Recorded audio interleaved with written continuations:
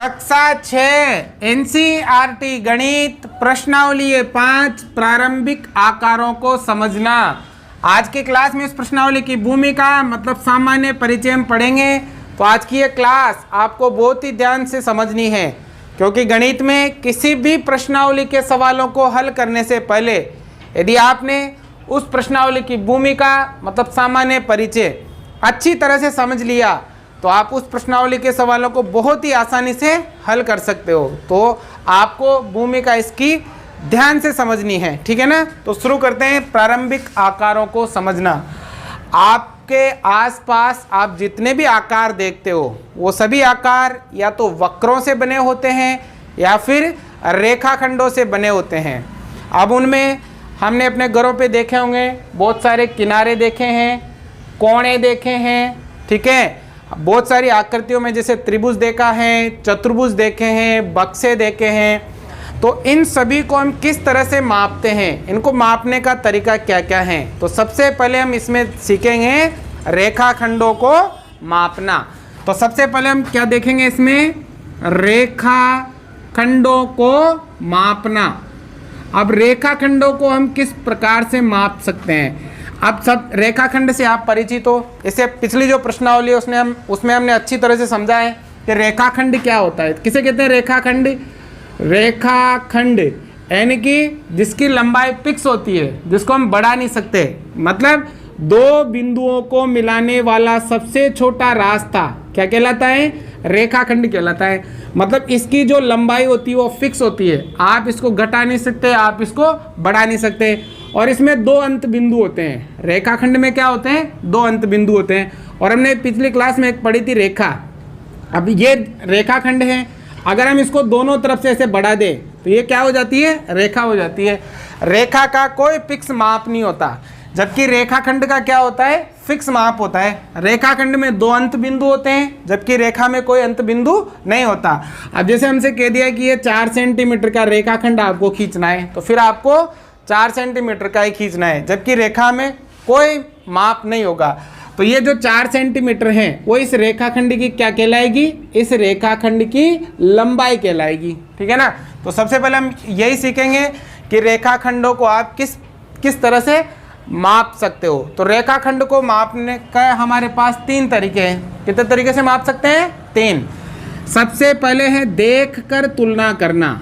देख कर तुलना, ठीक है ना। रेखाखंड को आप देख कर ही तुलना कर सकते हो, देख कर बता सकते हो कि कौन सा रेखाखंड बड़ा है और कौन सा रेखाखंड छोटा है। जैसे मान लीजिए मैंने यहाँ पर ये एक रेखाखंड बनाया, ठीक है। अब इसका मैंने नाम दे दिया AB, ठीक है। एक रेखाखंड ये मैंने बनाया, इसका नाम दे दिया मैंने CD, ठीक है ना। अब हम इन दोनों में देख कर बता सकते हैं कि कौन सा रेखाखंड बड़ा है और कौन सा रेखाखंड छोटा है। तो देखो हम देख रहे हैं, तो ये वाला जो रेखाखंड है वो हमें बड़ा दिखाई दे रहा है और ये वाला जो रेखाखंड है वो हमें छोटा दिखाई दे रहा है। हम क्या कर सकते हैं, देख कर ही रेखाखंडों की तुलना कर सकते हैं, उनको माप सकते हैं। जैसे एक उदाहरण और बताता हूँ। जैसे ये एक रेखाखंड ये है, इसका नाम PQ है, और एक रेखाखंड ये है, इसका नाम TR है। अब आप यहाँ पर देख कर बता सकते हो, देख कर ही तुलना कर सकते हो कि कौन सा रेखाखंड बड़ा है और कौन सा रेखाखंड छोटा है। तो देखो PQ तो बड़ा है और TR क्या है आपके, छोटा है, ठीक है। दूसरा तरीका है रेखाखंड को मापने का अक्ष द्वारा तुलना करना। अक्ष द्वारा तुलना यानी कि अक्ष मतलब जो ट्रेसिंग पेपर आता है आपके, ट्रेसिंग पेपर, उसके द्वारा हम इसकी तुलना कर सकते हैं। ट्रेसिंग पेपर मतलब ऐसा पेपर आता है, इस पेपर के द्वारा आप कैसे, देखो ध्यान दो, मैं 2 रेखाखंड बनाता हूँ। एक रेखाखंड तो मैंने ये वाला बना दिया, इसका नाम AB, और एक रेखाखंड मैंने ये वाला बना दिया, ठीक है, इसका नाम हो गया आपके CD। अब हम क्या करेंगे, इस पेपर को पहले यहाँ रख लेंगे, ठीक है, और इस लाइन को क्या करेंगे, ट्रेस कर लेंगे। इस लाइन को हम ऐसे, मतलब ये बिल्कुल आपको इसमें दिखेगा, आपको पारदर्शी होता ही है, ठीक है ना। तो इसको क्या करेंगे, हम यहाँ ट्रेस कर लेंगे, ऐसे ट्रेस कर लेंगे बिल्कुल किसी नुकीली चीज़ से। अब फिर इस लाइन को हम इस पर रखेंगे। देखो अगर हम इस पर रख रहे हैं तो देखो ये वाली जो ऊपर वाली लाइन है वो हमें बड़ी दिखाई दे रही है, और ये जो नीचे वाली लाइन है वो हमें क्या दिखाई दे रही है, छोटी दिखाई दे रही है। तो तो दूसरा तरीका है इसको अक्स द्वारा, मतलब ट्रेसिंग पेपर आता है ये, इसके द्वारा। देखो यहाँ तो मैंने पेन चलाया, आपको वहाँ पेन चलाने की जरूरत नहीं पड़ेगी। जैसे लाइन पर रखोगे और ऐसे, मतलब ऐसे किसी नुकीली चीज़ से उसको ट्रेस कर लेंगे या पेन से ट्रेस कर लेंगे और फिर इस लाइन के ऊपर उसको रखेंगे, तो हमें पता चल जाएगा कि कौन सी लाइन बड़ी है और कौन सी लाइन आपके छोटी है। तो रेखाखंड को मापने का दूसरा तरीका अक्स द्वारा, मतलब अंग्रेजी में से ट्रेसिंग पेपर कहते हैं, ठीक है। अब अगला जो तरीका है वो है रूलर तथा डिवाइडर की सहायता से। रूलर तथा डिवाइडर द्वारा तुलना। अब देखो रूलर क्या होता है? स्केल, पैमाना, ये होता है आपके पैमाना, ठीक है। रूलर ये होता है, ठीक है ना, इसके द्वारा। और डिवाइडर क्या होता है? ये वाला, ये डिवाइडर है, इसके ये दोनों सिरे नुकीले होते हैं। इन दोनों के द्वारा भी आप रेखाखंड को माप सकते हो। जैसे मान लो ये एक रेखाखंड है, ठीक है, ये तीसरा तरीका है आपको रेखाखंड के मापने का। ये वाला एक रेखाखंड है, इसका नाम AB, ठीक है, और ये वाला दूसरा रेखाखंड है, इसका नाम है आपके CD। अब हम इसको रूलर की सहायता से कैसे मापते हैं, हमें भली भांति परिचित है। ये आपका रूलर है, तो हम इसको यहाँ रखेंगे।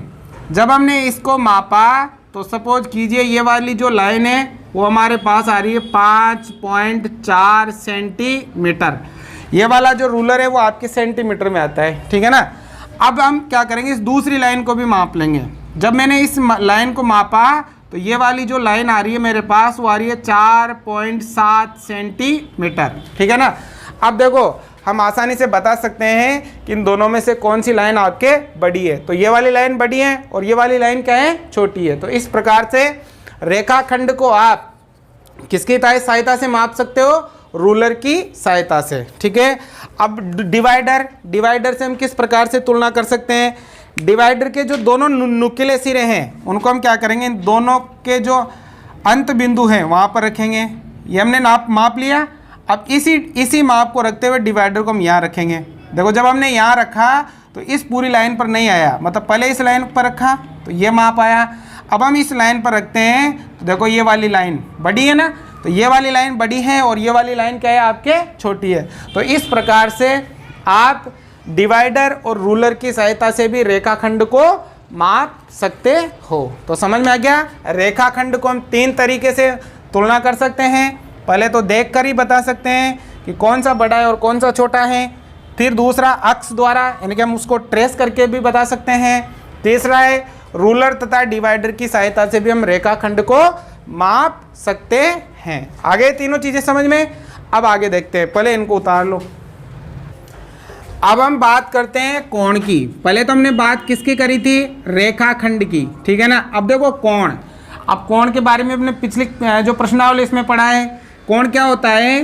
यदि एक अंत बिंदु से 2 किरणें ऐसे निकले, एक अंत बिंदु से कितनी किरणें निकले? 2, तो उन दोनों किरणों के बीच में क्या बनता है? कोण बनता है। ये अंत बिंदु हैं, एक किरण ये जा रही है और एक किरण ये जा रही है, तो इनके बीच में क्या बनता है? कोण बनता है। अब कोण में भी देखो हम इसमें देखेंगे सबसे पहले तो समकोण। अब देखो समकोण क्या होता है? जो 90 डिग्री का हो, ऐसा कोण जो कितने डिग्री का हो? 90 डिग्री का। अब देखो ये कैसे बनता है 90 डिग्री का? समकोण का मतलब होता है 90 डिग्री का, ठीक है ना। अब देखो कैसे बनता है ये वाला, इस प्रकार से। यहाँ पर ये वाला 90 डिग्री है, मतलब ये क्या है आपके? समकोण है, ठीक है ना। सम मतलब इधर से और दोनों तरफ से बराबर है, समकोण है। इसको आप इस तरह से भी बना सकते हो, ये भी आपके समकोण है। इसको आप इस तरह से भी बना सकते हो, जैसे ये वाली लाइन है तो यहाँ पर ये भी समकोण है और ये भी क्या है आपके? समकोण है। तो समकोण आपके इस तरह से बनता है, ठीक है। इसके बाद दूसरा आता है आपके रिजु कोण। रिजु कोण, 180 डिग्री के कोण को रिजु कोण कहते हैं। कौन सा? 180 डिग्री का जो कोण होता है उसे क्या कहते हैं? रिजु कोण कहते हैं। अब 180 डिग्री का जो कोण होता है वो देखो इस बिल्कुल सीधी लाइन पर बनता है ऐसे। तो कैसे बनेगा? देखो यहाँ पर ये जो पूरा कंप्लीट कोण बना, ये वाला, ये कितना है? 180 डिग्री का है और इसे क्या कहते हैं? रिजु कोण कहते हैं। आप इसको ऐसे भी बना सकते हो, ये भी आपके रिजु कोण है।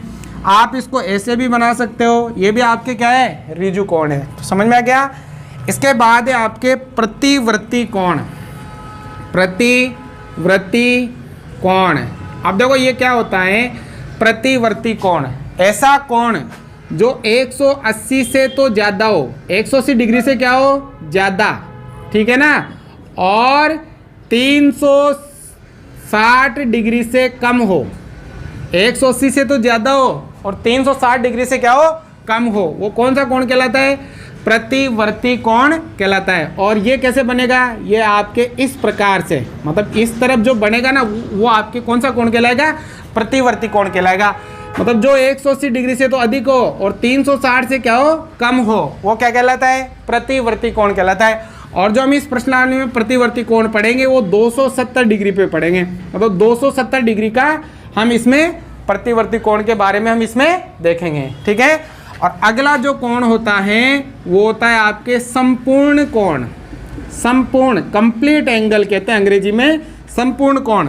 360 डिग्री का जो कोण होता है उसे हम कौन सा कोण कहते हैं, उसे हम संपूर्ण कोण कहते हैं, कंप्लीट एंगल कहते हैं। जैसे मान लो ये पॉइंट, ये कोई बिंदु है तो इस पर 360 डिग्री कोण है ना, तो आपको कंप्लीट एंगल होगा, ये कंप्लीट मतलब कंप्लीट बनेगा। जैसे यहाँ से ये घूम के आया तो ये 360 डिग्री का एंगल कंप्लीट होता है। तो संपूर्ण कोण किसे कहेंगे, ऐसा कोण जो 360 डिग्री का हो उसे क्या कहते हैं, संपूर्ण कोण कहते हैं। समझ में आ गया।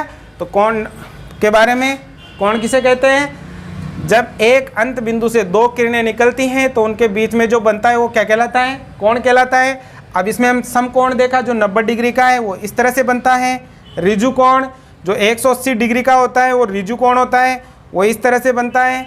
प्रतिवर्ती कोण जो 180 से तो ज़्यादा हो और 360 से कम हो वो क्या कहलाता है, प्रतिवर्ती कोण कहलाता है। और हम इसमें 270 डिग्री का जो प्रतिवर्ती कोण है उसके बारे में हम इस प्रश्नावली में पढ़ेंगे। संपूर्ण कोण जो 360 डिग्री का होता है वो क्या कहलाता है, संपूर्ण कोण कहलाता है। अब इन कोणों को हम समझेंगे दिशाओं पर। कहाँ पर समझेंगे, दिशा होती है ना, उत्तर, दक्षिण, पूर्व, पश्चिम, दिशा, दिशा पर हम इस कोण को देखेंगे। अब दिशाओं पर हम इस कोण को किस प्रकार से देखेंगे, ध्यान से समझना। दिशाएं इस प्रकार से होती है आपके, ठीक है ना, होता है दिशाओं। तो देखो ऊपर तो उत्तर होती है और नीचे दक्षिण, ठीक है ना, ऊपर तो क्या होती है, उत्तर होती है और नीचे क्या होती है, दक्षिण होती है, ठीक है। और इधर क्या होती है आपके, पश्चिम होती है और इधर क्या होती है आपके, पूर्व होती है। इसका आप विशेष ध्यान रखें। आप जब भी बनाओ दिशा को तो ऊ से ऊपर मतलब उत्तर, द से दक्षिण मतलब नीचे, और इधर पश्चिम और उधर क्या होती है, पूर्व होती है। अब जब हम उत्तर मतलब उत्तर और पूर्व मतलब उत्तर से पूर्व मतलब यहाँ आपके 90 डिग्री का कोण होता है। कितने डिग्री का, 90। और यहाँ पर देखो पूर्व से दक्षिण, यहाँ पर भी आपके 90 डिग्री का कोण होता है। और दक्षिण से पश्चिम, यहाँ पर भी आपके 90 डिग्री का कोण होता है। और पश्चिम से उत्तर, यहाँ पर भी आपके कितने डिग्री का कोण होता है, 90 डिग्री का कोण होता है। अब परीक्षा में आपको क्या कहेगा कि यदि आप उत्तर पर हो, कहाँ पर हो, उत्तर पर, और उत्तर से अगर आप पूर्व पर आते हो, उत्तर से कहाँ आते हो, पूर्व पर, तो आपके कितने डिग्री कोण बनता है, 90 का। और यदि आप उत्तर से दक्षिण पर आते हो, उत्तर से कहाँ आते हो, दक्षिण पर, तब आपके कितने डिग्री कोण बनेगा, 90 और 90 180 डिग्री का। मतलब उत्तर से पूर्व पर आए तो हमारे पास क्या बनेगा, समकोण बनेगा। और अगर उत्तर से हम दक्षिण पर आए तो 90 और 90 180 हो गया, तो हमारे पास कौन सा कोण बनेगा, ऋजु कोण बनेगा। और यदि हम उत्तर से डायरेक्ट कहाँ पहुँचे, पश्चिम, उत्तर से अगर मैं कहाँ हूँ, पश्चिम, तो 90 90 180, 180 में 90 जोड़ेंगे तो ये हो जाएगा 270। तो अगर हम उत्तर से पश्चिम पर आ रहे हैं यहाँ से यहाँ पर, तो हमारे कौन सा कोण बनेगा, 270 का, जिसे हम कौन सा कोण कहेंगे, प्रतिवर्ती कोण कहेंगे। कौन सा कोण कहेंगे, प्रतिवर्ती कोण। और यदि हम उत्तर से शुरू कर रहे हैं और वापस उत्तर पर आ रहे हैं, उत्तर से शुरू करके वापस, तो 90 90 180, 180 और 90 270, और 270 में 90 जोड़ेंगे तो ये हो जाएगा 360। कितना हो जाएगा, 360। मतलब वापस अगर हम उत्तर से उत्तर पर आ रहे हैं तो हमारे कितने डिग्री कोण बनेगा, 360 का, जिसे हम क्या कहेंगे, संपूर्ण कोण कहते हैं। अब देखो अगर हम इस तरफ चलते हैं ऐसे, तो ये घड़ी की सुई की दिशा होती है, मतलब घड़ी ऐसे ही चलती है। अगर आप इस तरफ चलो घड़ी की सुई की विपरीत दिशा में, तब भी आपके कोण यही बनेगा। देखो उत्तर से पश्चिम आएंगे तो 90 का बनेगा, उत्तर से अगर दक्षिण आते हैं तो 90 90 180 का कोण बनेगा, उत्तर से अगर हम पूर्व पर आते हैं तो 90 90 180, 180 में 90 जोड़ेंगे तो 270 डिग्री का कोण बन जाएगा। मतलब इधर से चलो या फिर इधर से चलो, दोनों तरफ घड़ी की सुई की दिशा में चलो या घड़ी की सुई की विपरीत दिशा में चलो, आपके कोण वही बनते हैं। अब आपको क्या परीक्षा में किस प्रकार से देगा, परीक्षा में आपको घूर्णन मतलब घूमना, घूमना मतलब घूर्णन, वो कहेगा कि इसको आपको भिन्न में लिखना है। जैसे कोई व्यक्ति उत्तर पर खड़ा है और उत्तर से वो पूर्व पर जाना चाहता है, तो वो कितना घूर्णन, कितना घूमेगा मतलब कितना घूर्णन करेगा, उसको आप भिन्न में लिखो। तो हम क्या करते हैं, जैसे उत्तर से आता है तो 90 डिग्री कोण बनता है, और जब हम चारों तरफ घूमते हैं तो कितने डिग्री कोण बनता है, 360 का। हम क्या करेंगे, यहाँ 90 में 360 का भाग लगा देंगे, ठीक है ना। उत्तर से पूर्व आता है तो वो कितना घूर्णन घूम जाता है, ठीक है ना, कितना घूर्णन घूम जाता है, उसको हमें भिन्न में लिखना है। किस में लिखना है, भिन्न में, ठीक है ना। तो हम उसको कैसे लिखेंगे, देखो उत्तर से यहाँ तक आता है तो 90 डिग्री कोण बनता है, और पूरा कंप्लीट कितना का बनता है, 360 का। तो हम 0 से 0 कट जाएगा। अब 9 का पाड़ देखो, 9 एकम 9, 9 चौका 36। तो अगर वो उत्तर से पूर्व पर आता है तो कितना घूम जाता है, 1/4 घूर्णन घूम जाता है, ठीक है ना बेटा। अगर परीक्षा में ऐसे कहे कि कोई व्यक्ति उत्तर से दक्षिण की तरफ जाता है तो वो कितना घूर्णन घूम जाता है, तो देखो उत्तर से अगर हम दक्षिण पे चलेंगे तो कितने डिग्री का कोण बनेगा, 90 और 90 180 बनेगा ना। तो हम 180 को तो ऊपर रखेंगे और इसमें किसका भाग लगा देंगे, 360 का, क्योंकि 360 कंप्लीट जब हम चारों तरफ घूमते हैं तो 360 का ही कोण बनता है, ठीक है ना। तो हम 0 से 0 काट देंगे। देखो 18 एकम 18, 18 दूनी 36। तो बताओ कितना आ गया, 1/2। मतलब अगर हम उत्तर से दक्षिण पर आते हैं तो कितना घूर्णन घूम जाता है, 1/2 घूर्णन घूम जाता है। इस 1/2 का मतलब क्या है, आधा घूर्णन घूम जाएगा। 1/2 देखो यहाँ से आ रहा है तो आधा हो गया ना कंप्लीट, भाई पूरा 360 है तो आधा कितना, 180 हो गया। अब अगर आपसे कहे कि उत्तर से पश्चिम की तरफ जाना है, उत्तर से कहाँ आना है, पश्चिम की, देखो 90 90 180। अब 180 में 90 जोड़ेंगे तो कितना हो जाएगा, 180 में 90 जोड़ लेना तो 0, 8 और 9 17, हासिल का 1, 1 और 1 2, 270 हो गया ना। तो अगर हम उत्तर से पश्चिम पर आ रहे हैं तो 270 तो ऊपर लिखेंगे और 360 कहाँ लिखेंगे, नीचे लिखेंगे। अब नीचे 360 क्यों लिखते हैं, क्योंकि सभी कोणों का मतलब कंप्लीट जो एंगल होता है वो 360 होता है, इस वजह से। देखो 0 से 0 काट देंगे। अब 9 का पाड़ा इसमें भी लगेगा और 9 का मतलब 9 का भाग यहाँ भी जाएगा और 9 का भाग यहाँ भी। देखो 9 9 3 27, 9 चौका 36, तो कितना घूम जाएगा, 3/4 घूर्णन घूम जाता है। और यदि उत्तर से वापस उत्तर पर आता है, उत्तर से वापस, तो कितना घूर्णन घूम जाता है, तो देखो उत्तर से अगर वापस उत्तर पर आता है तो देखो 90 90 180, 180 में 90 जोड़ेंगे 270, और 270 में फिर 90 जोड़ेंगे तो पूरा 360 हो जाएगा। और किसका भाग लगाएंगे, 360 का, तो भाग कितनी बार जाएगा, एक बार। तो अगर वो उत्तर से वापस उत्तर पर आता है तो कितना घूर्णन घूम जाता है, 1 घूर्णन घूम जाता है। तो इस प्रकार से आपको ये दिशाओं का करना है। आगे समझ में। अब इसके बाद हम करते हैं घड़ी पर, देखते हैं कोणों को, घड़ी पर देखेंगे कोणों को, ठीक है ना। घड़ी पर भी आपको इसी प्रकार से देखना है। समझ में आ गया ना बेटा, दिशाओं पर, दिशाओं का आपको पूरा ध्यान रखना है। अगर आप घड़ी की सुई की दिशा में घूमे तब भी ऐसे ही निकालना है, और घड़ी की सुई की विपरीत दिशा में घूमे तब भी हमें ऐसे ही ज्ञात करना है। अब हम इसको देखते हैं घड़ी पर। घड़ी आपने देखी है, घड़ी, ठीक है ना, इस प्रकार से यहाँ 12, फिर यहाँ 3, फिर यहाँ 6, यहाँ 9, ठीक है ना। अब इसके देखो यहाँ 1 2 4 5 7 8 10 और 11। अब इस घड़ी में आपको ये ध्यान रखना है कि 12 से 1 के बीच में 30 डिग्री का कोण बनता है, फिर 1 से 2 के बीच में भी 30 डिग्री का कोण बनता है, और 2 से 3 के बीच में भी 30 डिग्री का कोण। मतलब प्रत्येक घंटे के बीच में आपके कितने कितने डिग्री कोण बनता है, 30 का। यहाँ भी 30 का, यहाँ भी 30 का, यहाँ भी 30 का, यहाँ भी 30 का, यहाँ भी, हर जगह। और जब हम एक चक्कर पूछ, जैसे कोई यहाँ घड़ी की सुई यहाँ पर है, अब जब ये यहाँ से घूमकर वापस इसी जगह आ जाती है तो कंप्लीट एंगल बन जाता है आपके 360 डिग्री का, ठीक है ना। और प्रत्येक के बीच में आपके कितने कितने का कोण होता है, 30 डिग्री कोण होता है। अब जैसे मुझे इस पर 90 डिग्री का कोण बनाना है, कितने का कोण बनाना है, 90 का, मतलब समकोण बनाना है। तो देखो 90 का कैसे बनाएंगे, मान लो घड़ी की सुई एक तो यहाँ पर है, ठीक है, ये ना 12 पर। अब देखो 90 का बनाना है मुझे, तो देखो यहाँ से यहाँ तक 30, यहाँ से यहाँ तक 30 और यहाँ से यहाँ तक 30, 30 और 30 60, 60 और 30 90, तो 90 ये वाला, तो यहाँ पर आपके कितने डिग्री का कोण बन गया, 90 डिग्री का। जरूरी नहीं है कि आपके 90 डिग्री का कोण यहीं बने, आप आगे भी बना सकते हो, जैसे यहाँ भी 30, यहाँ भी 30 और यहाँ भी 30, 30 और 30 60, 60 और 30 90, तो आपके 3 और 6 मतलब यहाँ पर भी आपके कितने डिग्री का कोण बन जाता है, 90 डिग्री का कोण बन जाता है।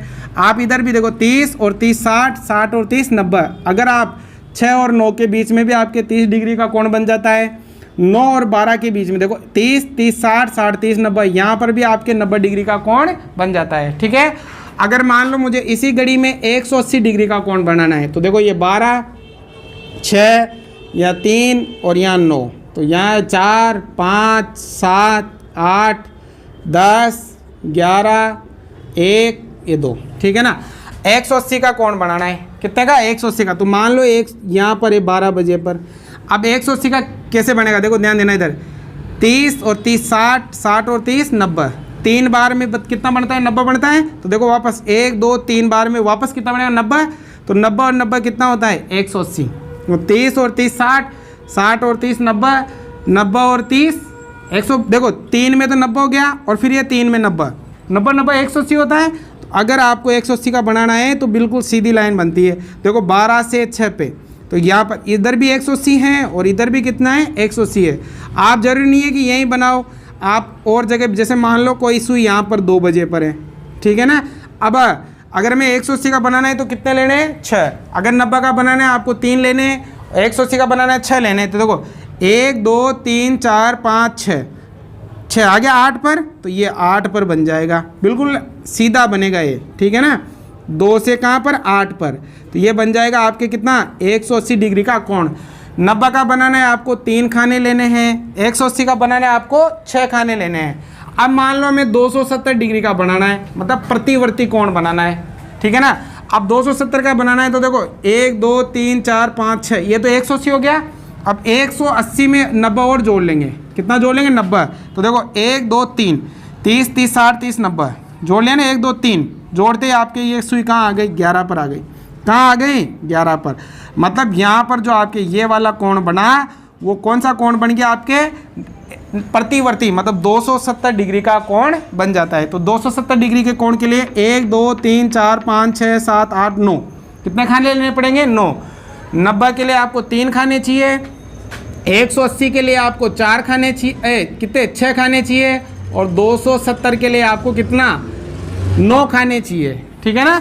और 360 का बनाना है तो जैसे मान लो 2 पर है घड़ी की सुई, ठीक है, तो वापस अगर 2 पर ही आ जाती है, कंप्लीट पूरा एक चक्कर लगा लेती है, तो वहाँ कितने डिग्री का कोण बन जाता है, 360 डिग्री का कोण बन जाता है। आगे समझ में।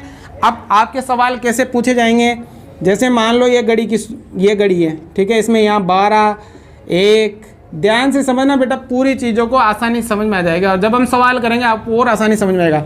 फिर यहाँ 3, ठीक है, आप घड़ी बनाओ ना तो ये मेरा तरीका ये वाला ही है, यहाँ 12 यहाँ 6 यहाँ 3 और यहाँ 9, इससे क्या है कि सभी जो बराबर आ जाते हैं।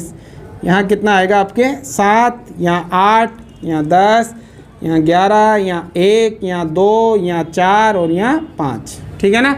अब आपको प्रश्न किस प्रकार से आएगा, प्रश्न आएगा कि यदि कोई घड़ी की सुई 12 पर है, 12 से 3 में कितना घूर्णन घूमती है, कितना घूर्णन घूमती है, मतलब 12 से 3 पे आने पर कितना घूर्णन घूमती है, ये आपको बताना है। तो देखो मैंने बताया था आपको 12 से 3 पर 1 2 3 खाने हैं, 3 खाने हैं तो कितने डिग्री कोण बनेगा, 90। ये 90 रखेंगे हम भाग में। जब पूरा कंप्लीट घूमती है तो कितने का कोण बनता है, 360 का। तो देखो 0 से 0 कट गया, 9 का 9 एकम 9, 9 चौका 36, तो कितना घूमती है, 1/4 घूर्णन घूमती है। समझ में आ गया, क्योंकि ये भी 30, ये भी 30 और ये भी 30, तो 30 30 60 30 90 90 हो गया, और पूरा कितना होता है, 360 होता है। तो 360 का भाग लगा देंगे हम 90 में। समझ में आ गया। अगर मान लो कह दिए कि 4 से कितने, 4 से 10 तक, 4 से 10 तक कितना घूर्णन घूमती है, कितना घूर्णन घूमती है। देखो 4, ये 4 है, घड़ी की सुई यहाँ पर है 4 पर, ठीक है ना। अब यहाँ से 10 तक आना है, तो देखो 1 2 3 4 5 6, कितने हो गए? 6 हो गए। अब 6 खाने मतलब 180 डिग्री का कोण बनता है। देखो 30 30 60 30 90 30 120 30 150 और 30 180 हो गया। अब 180 बटा 360, तो 0 से 0 कट गया। देखो 18 एकम 18, 18 दूनी 36, तो कितना घूमती है? 1/2 घूर्णन घूमती है।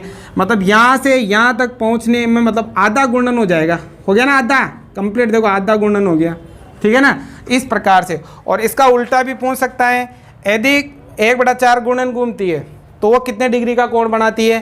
तो 1/4 घूर्णन घूमती है तो कितने? तो 1/4 कंप्लीट कितना होता है? 360 होता है। तो इसको 360 से गुणा कर देंगे, तो देखो 9 चौका 36 और ये 0, 90 डिग्री का आ जाएगा। अगर वो कह दे कि यदि कोई घड़ी की सुई 1/2 घूर्णन घूमती है तो वो कितने डिग्री का कोण बनाती है? तो फिर क्या करोगे? 1/2 को किससे गुणा कर दोगे? 360 से, क्योंकि कंप्लीट एंगल 360 का होता है। 2 का भाग लगाओगे तो आ जाएगा 180 डिग्री का कोण। आ गया समझ में? तो ये आपके घड़ी पर है, समझ में आ गया ना सभी। अब इसके बाद हम देखते हैं, पहले उतार लो उतारना चाहो तो। अब देखो इसके बाद कुछ और कोण है। ये क्लास थोड़ी लंबी हो सकती है, आपको पूरी कंप्लीट देखनी है, तो आपका जो पूरी प्रश्नावली है ना 5, वो कंप्लीट हो जाएगी आपके। अब देखो कुछ और कोण है, जैसे न्यून कोण। न्यून कोण, अब न्यून कोण क्या होता है? ऐसा कोण जो 90 डिग्री से कम हो। 90 डिग्री से क्या हो? कम, वो क्या कहलाता है? न्यून कोण कहलाता है। अब 90 से कम 70 65 75 88 87, एक कम भी आपके न्यून कोण हो जाएगा। अब बनता कैसे? देखो ध्यान देना, ये आपके इस तरह से बनता है ये, तो ये वाला क्या है? आपके न्यून कोण है। 90 का तो मैंने अभी बताया था, ऐसे बनता है बिल्कुल सीधा ये वाली लाइन। अब थोड़ी सी ऐसे तिरछी हो गई, ऐसे ये वाली लाइन ऐसे थोड़ी सी, तो वो क्या हो जाएगा? आपके न्यून कोण हो जाएगा, ठीक है ना। फिर इसके बाद आता है आपके अधिक कोण। अधिक कोण, अब अधिक कोण क्या होता है? ऐसा कोण जो आपके 90 डिग्री से क्या हो? ज़्यादा हो और 180 डिग्री से कम हो। 90 से तो ज़्यादा और 180 से क्या हो? कम, क्या कहलाता है? आपके अधिक कोण कहलाता है। अब अधिक कोण देखो बनता कैसे? देखो ध्यान देना, इधर 90 तो बिल्कुल सीधा होता है। अब 90 से थोड़ा सा ऐसे इस तरफ झुका, तो ये वाला, ठीक है ना, ये कौन सा कोण हो जाएगा? अधिक कोण हो जाएगा। आपके वो ऐसे भी बन सकता है, ठीक है ना, ये वाला, ये वाला, तो ये भी क्या है? आपके अधिक कोण हो जाएगा। तो समझ में आ गया? अधिक कोण जो 90 से तो ज़्यादा हो और 180 से क्या हो? कम हो, वो क्या कहलाता है? आपके अधिक कोण कहलाता है। प्रतिवर्ती कोण, प्रतिवर्ती कोण, अब मैं बताया था अभी प्रतिवर्ती कोण क्या होता है, ठीक है ना, जो 180 से तो क्या हो? ज़्यादा हो, ठीक है, और 360 से क्या हो? कम हो, वो क्या कहलाता है? प्रतिवर्ती कोण कहलाता है। अब बनता कैसे? देखो ध्यान देना, एक लाइन तो ये और एक लाइन ये, इस तरफ जो कोण बनेगा ये वाला, वो क्या कहलाएगा? आपके प्रतिवर्ती कोण कहलाता है। तो तीनों समझ में आ गए। जो 90 से कम न्यून कोण वो ऐसे बनेगा, इसकी बहुत सारी आकृतियाँ हो सकती है, वो ऐसे, ठीक है ना, सभी के सभी न्यून कोण है। अधिक कोण जो 90 से तो बड़ा हो और 180 से छोटा हो। प्रतिवर्ती कोण क्या हो? 180 से तो ज़्यादा हो और 360 से क्या हो?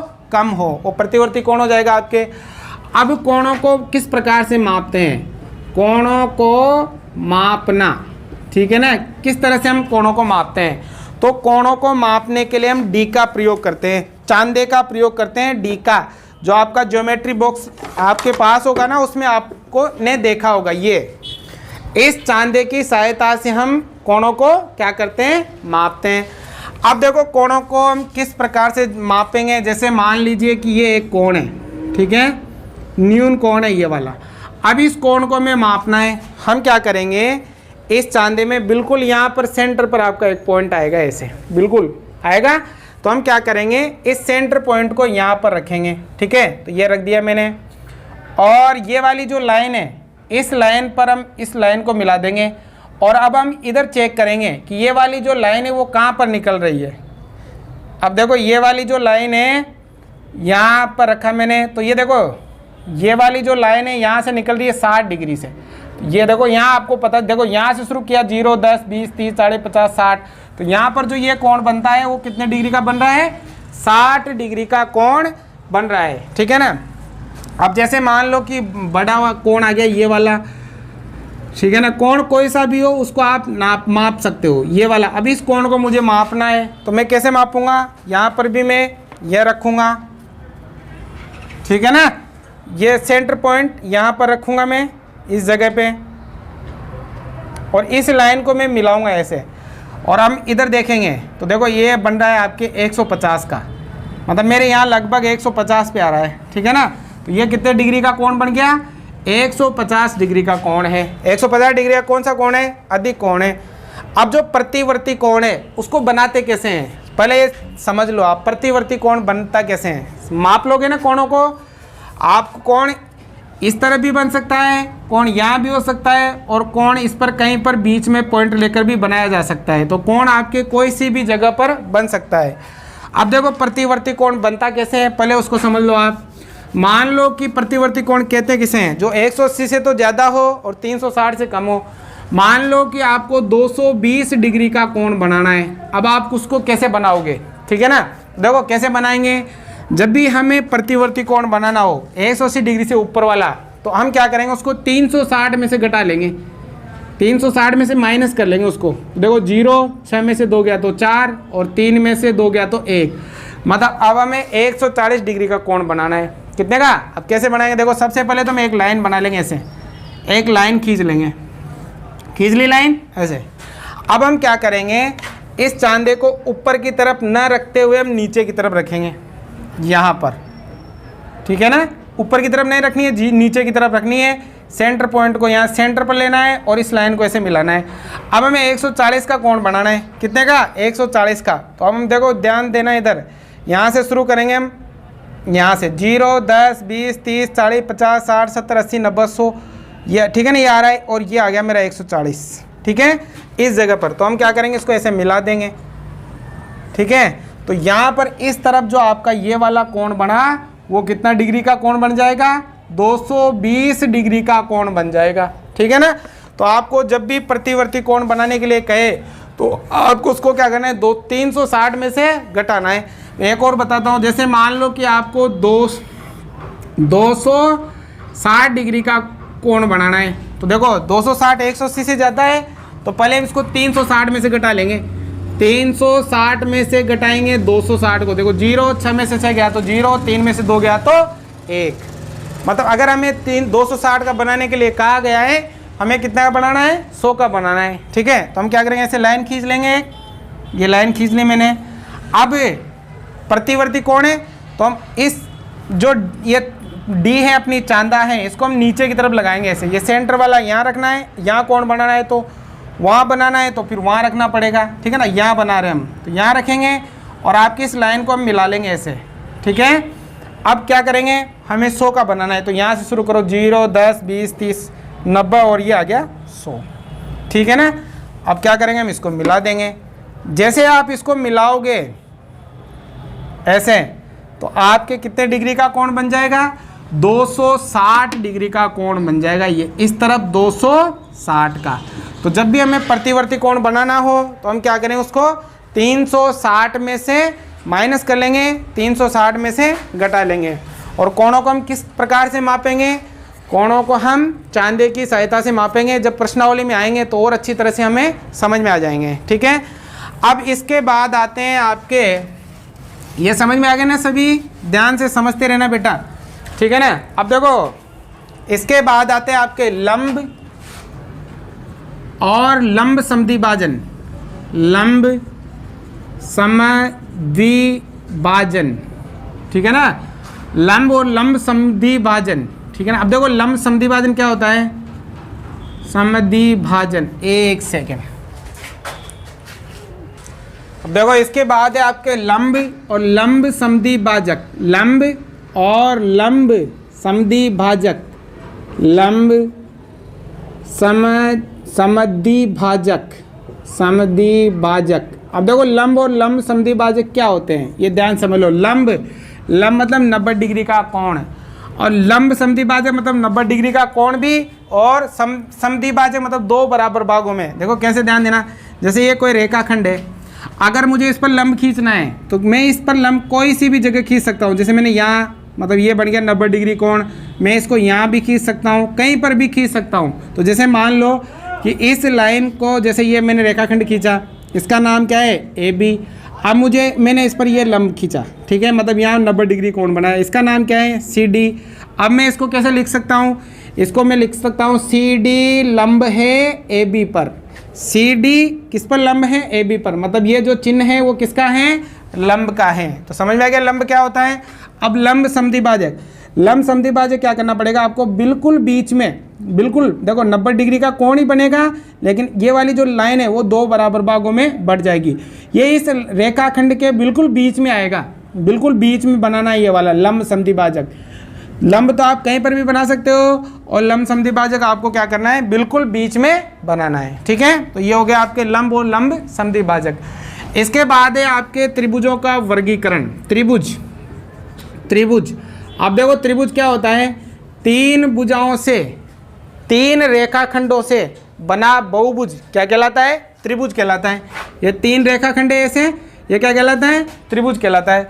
अब त्रिभुज में देखो सबसे पहले तो है समबाहु त्रिभुज, समबाहु त्रिभुज, ठीक है। अब देखो समबाहु त्रिभुज क्या होता है, सम मतलब समान, बाहु मतलब भुजा, जिसकी सभी भुजाएं समान हो वो क्या कहलाता है, समबाहु त्रिभुज कहलाता है।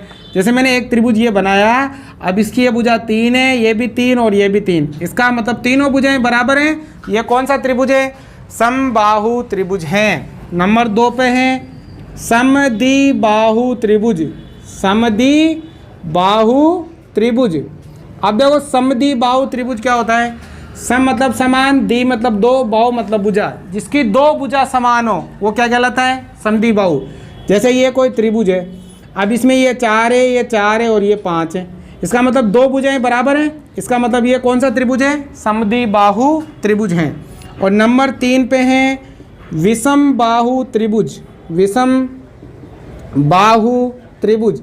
अब देखो विषम मतलब असमान, जिसकी तीनों भुजाएं अलग अलग हो। जैसे ये त्रिभुज बनाए मैंने, ये 4 है, ये 3 है और ये 2 है, जिस त्रिभुज की तीनों भुजाएं अलग अलग हो, अलग अलग माप की हो, वो क्या कहलाता है, विषम बाहु त्रिभुज कहलाता है। समझा गया, तीनों समबाहु तीनों भुजाएं बराबर, समद्विबाहु दो भुजाएं बराबर, विषम बाहु तीनों भुजाएं बराबर नहीं, ठीक है ना। अब इसके बाद है आपके और भी त्रिभुज हैं, जैसे न्यून कोण त्रिभुज, न्यून कोण त्रिभुज, ठीक है ना, मतलब ऐसा त्रिभुज जिसका प्रत्येक कोण न्यून हो, न्यून मतलब 90 डिग्री से छोटा हो। जैसे हमने पढ़ा था, ऐसा त्रिभुज जिसका प्रत्येक कोण क्या हो, न्यून हो, मतलब 90 डिग्री से, जैसे ये 60, ये भी 60 और ये भी 60। हमें पता है त्रिभुज के तीनों अंत कोणों का योग कितना होता है, 180 होता है, ठीक है ना। तो न्यून कोण समझ में आ गया, जिसका प्रत्येक कोण 90 से क्या हो, छोटा। फिर आता है आपके समकोण, समकोण त्रिभुज, समकोण त्रिभुज, ठीक है ना। अब देखो समकोण क्या होता है, ऐसा त्रिभुज जिसका एक कोण 90 डिग्री का हो, एक कोण कितने डिग्री का हो, 90 डिग्री का, वो क्या कहलाता है, समकोण त्रिभुज कहलाता है। फिर आता है अधिक कोण त्रिभुज, अधिक कोण त्रिभुज।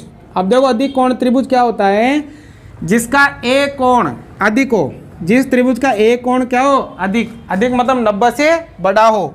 जैसे ये कोई त्रिभुज ये वाला, ठीक है ना, तो इसका ये वाला जो कोण है वो अधिक कोण है, ठीक है ना। जिस त्रिभुज का एक कोण 90 डिग्री से बड़ा हो वो क्या कहलाता है, अधिक कोण त्रिभुज। ये आप ऐसे भी बना सकते हो, ये वाला भी आपके अधिक कोण त्रिभुज है। तो ऐसा त्रिभुज जिसका एक कोण 90 से क्या हो, बड़ा हो, वो क्या कहलाता है, अधिक कोण त्रिभुज कहलाता है। तो समझ में आ गया, त्रिभुज क्या होता है, तीन भुजाओं वाला, तीन रेखाखंडों वाला बहुभुज क्या होता है, त्रिभुज होता है। अब इसमें समबाहु, समद्विबाहु, विषमबाहु, न्यून कोण, समकोण और अधिक कोण त्रिभुज होता है, ठीक है ना। आप उतारते जाना है इनको साथ के साथ, ठीक है ना बेटा। अब देखो आगे बात करते हैं चतुर्भुज की। चतुर्भुज, अब देखो चतुर्भुज क्या होता है, पहले तो उसको समझ लेते हैं। चतुर्भुज चार भुजाओं वाला, चार रेखाखंडों वाला बहुभुज क्या कहलाता है, चतुर्भुज कहलाता है। चतुर मतलब चार, भुज मतलब भुजाएं, जिसमें चार भुजाएं हो वो क्या कहलाता है? चतुर्भुज कहलाता है। अब इसमें सबसे पहले आता है आयत।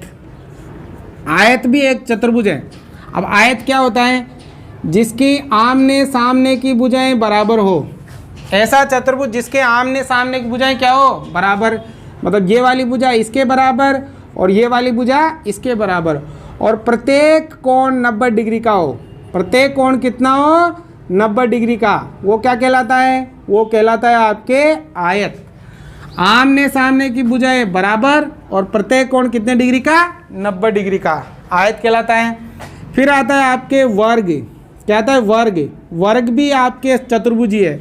वर्ग क्या होता है? ऐसा चतुर्भुज जिसकी चारों भुजाएं बराबर हो। चारों भुजाएं क्या हो? बराबर, और प्रत्येक कोण 90 डिग्री का हो। प्रत्येक कोण कितने डिग्री का हो? 90 डिग्री का हो। वो क्या कहलाता है? आपके वर्ग कहलाता है। ठीक है ना। फिर इसके बाद आता है आपके समांतर चतुर्भुज। समांतर चतुर्भुज। अब देखो समांतर चतुर्भुज क्या होता है? ऐसा चतुर्भुज जिसकी आमने सामने की भुजाएं समांतर हो। ये वाली भुजा इसके समांतर, ये वाली भुजा इसके समांतर, और आमने सामने की भुजाएं बराबर हो। ये वाली भुजा इसके बराबर और ये वाली भुजा इसके बराबर। समांतर जानते हो ना? अगर हम इन दोनों रेखाओं को आगे बढ़ाएं तो ये दोनों रेखाएं कभी भी एक दूसरे से नहीं मिलेगी, इसलिए इन्हें कौन सी रेखाएं कहते हैं? समांतर कहते हैं। इसका प्रत्येक कोण 90 डिग्री का नहीं होता। जैसे आयत में भी आमने सामने की भुजाएं बराबर थी, लेकिन इसमें प्रत्येक कोण 90 डिग्री का था। इसमें भी आमने सामने की भुजाएं बराबर हैं, पर प्रत्येक कोण 90 डिग्री का नहीं है। क्या होगा? समांतर चतुर्भुज। फिर आता है आपके सम चतुर्भुज। सम चतुर्भुज। अब देखो सम चतुर्भुज क्या होता है? ऐसा चतुर्भुज जिसकी सभी भुजाएं बराबर हो। चारों भुजाएं क्या हो? बराबर हो, और आमने सामने की भुजाएं समांतर हो। आमने सामने की भुजाएं क्या हो? समांतर, पर इसका प्रत्येक कोण 90 डिग्री नहीं होना चाहिए। देखो वर्ग में भी चारों भुजाएं बराबर थी, लेकिन इसका प्रत्येक कोण 90 डिग्री का था। सम चतुर्भुज की भी चारों भुजाएं बराबर हैं, लेकिन इसका प्रत्येक कोण 90 डिग्री का नहीं होता है। ठीक है। अब आता है समलंब चतुर्भुज। समलंब चतुर्भुज। अब देखो समलंब चतुर्भुज क्या होता है? ऐसा चतुर्भुज जिसकी भुजाओं का एक सम्मुख भुजाओं का एक जोड़ा समांतर हो। मतलब ये वाली भुजा और ये वाली भुजा समांतर हो, वो क्या कहलाता है? समलंब चतुर्भुज कहलाता है। केवल भुजाओं सम्मुख भुजाओं का एक ही, मतलब ये दोनों ही समांतर है, ये दोनों समांतर नहीं है। मतलब इन दोनों रेखाओं को तुम आगे बढ़ाओगे ना तो ये कभी भी एक दूसरे से नहीं मिलेगी, जबकि इन दोनों रेखाओं को अगर हम आगे बढ़ाएंगे तो ये दोनों रेखाएं एक दूसरे से मिल जाएगी। तो ये क्या होता है? समलंब चतुर्भुज होता है। फिर इसके बाद आए आपके पतंग। क्या है? पतंग। अब देखो पतंग में क्या होता है? पतंग की आसन्न भुजाएं बराबर होती है। आसन्न भुजाएं क्या होती है? बराबर। अब आसन्न भुजाएं कौन कौन सी? जिनका एक ही शीर्ष हो, ये वाला, तो ये वाली भुजा और ये वाली भुजा आसन्न भुजा है, तो ये दोनों बराबर होती है, और ये दोनों क्या होती है? बराबर होती है। तो वो क्या होता है? पतंग होता है। और पतंग भी चतुर्भुज ही है, क्योंकि पतंग में भी कितनी भुजाएं होती है? 4 भुजाएं होती हैं। तो समझ में आ गया। अब इसके बाद है आपके बहुभुज। तो बहुभुज आप जानते हो, ये जो सब पढ़े आपने ये बहुभुज ही है। रेखाखंडों से बना बंद वक्र क्या कहलाता है? बहुभुज कहलाता है। मतलब ये रेखाखंड है, ये भी रेखाखंड है, ये भी रेखाखंड है, ये भी रेखाखंड है, और ये बंद है, इसलिए ये क्या कहलाता है? बहुभुज कहलाता है। तो सबसे छोटा जो बहुभुज है वो त्रिभुज होता है, 3 भुजाओं वाला। ठीक है ना। त्रिभुज क्या है? सबसे छोटा बहुभुज है, क्योंकि देखो रेखाखंडों से बना है और बंद है, इसलिए ये बहुभुज है। अगर 4 भुजाओं से बना है तो वो चतुर्भुज है, जो हम अभी पढ़ रहे हैं।